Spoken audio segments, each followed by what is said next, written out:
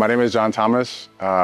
I am currently the director of sports marketing at Beautylish. More importantly, I'm a Minnesota native, grew up here, played basketball here, both high school, college, pro. And so for me, post-retirement days, it was important for me to understand how my health will impact the rest of my life. Recognizing that I did it for a living for a long time and I moved into the corporate space, I wanted to get back to how do I live as long as I can so my family gets to have me around as long as possible. There's something to be said about data, and the numbers don't lie. So I come from a sport where everything is about percentages and data. I wanted to take that approach and apply it to my life, recognizing what human-powered health has to offer. It was just a perfect match for me. And so I wanted to come in here and just understand how strong am I today? How high can I jump? And what are some deficiencies that I have? My health goal, first and foremost, was that coming off AFib and post-ablation, it was important for me to understand where my heart is and how it can actually relate to the strength that I actually want to get back. It was important enough for me to kind of put those priorities in place and then understand how I can build upon those priorities. The transition moving from an athlete to becoming a corporate executive was challenging. And then what ends up happening is you move from more of an on-court presence where you're on the basketball court or you're in the gym constantly, and that becomes a part of your daily life, to where you become sedentary. I would say that from my vantage point, it took me a little bit of time to, I guess, relax, right? Because I went from playing and I had a knee injury where it was just overuse injury, and I moved right away into the corporate space. And for me, I was very competitive. I think what ends up happening is you get used to more meetings and sitting down and traveling and everything else, and you don't necessarily prioritize your health. So for me, being almost 50 years old and having a bunch of different life moments, as well as watching my father pass, it was really important for me to think about what's next and what do I want to do for the rest of my life, and how do I want my health to be impacted. Because I have a family, I want to ensure that I can do my part to take care of myself. Biggest thing I learned today through my testing was that my hanging grip strength needs a lot of work. When I think about overall push and pull from shoulders to hamstrings, those for me, the indicators were I always knew that I was left leg dominant. And so what can I do to increase the muscle strength around there, because I'm more tendon dominated. So those are the things that I learned today. And I look forward to taking all those key lessons and